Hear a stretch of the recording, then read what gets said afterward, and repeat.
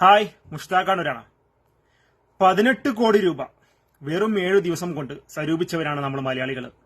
നമുക്കറിയാം, കണ്ണൂർ ജില്ലയിലുള്ള മാട്ടൂൽ സ്വദേശിയായ മുഹമ്മദ് എന്ന് പറയുന്ന 1.5 വയസ്സുകാരനായ ചെറിയ കുട്ടിയുടെ രോഗം നമുക്കറിയാം. സ്പൈനൽ മസ്കുലാർ അട്രോഫി എന്ന് പറയുന്ന അപൂർവങ്ങളിൽ അപൂർവമായ രോഗം.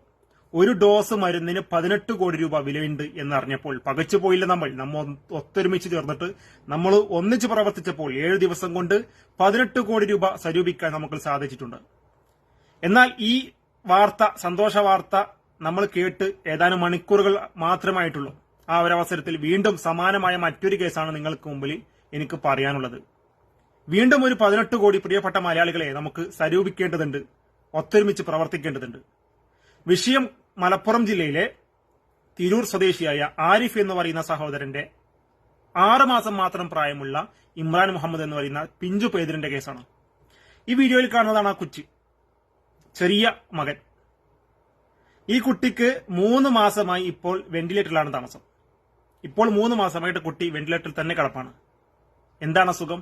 നേരത്തെ നമ്മൾ പറഞ്ഞ സ്പൈനൽ മസ്കുലാർ അട്രോഫി എന്ന് പറയുന്ന 18 കോടി രൂപ കുത്തിവെക്കേണ്ട, 18 കോടി രൂപയുടെ ഒരു ഡോസ് മരുന്ന് കുത്തിവെക്കേണ്ട അതേ അസുഖം തന്നെയാണ് ഈ കുട്ടിക്ക് വന്നിട്ടുള്ളത്.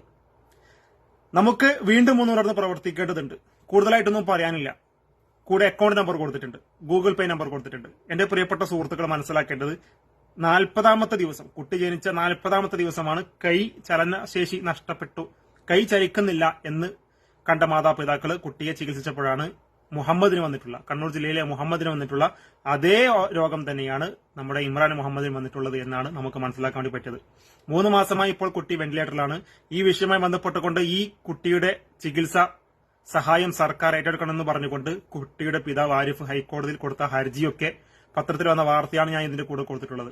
അപ്പോൾ പ്രിയപ്പെട്ട സഹോദരങ്ങളെ, നമ്മൾ എന്തിനാണോ ഇതുവരെ പ്രവർത്തിച്ചിട്ടുള്ളത് ആ പ്രവർത്തനം അവസാനിപ്പിക്കാനായിട്ടില്ല.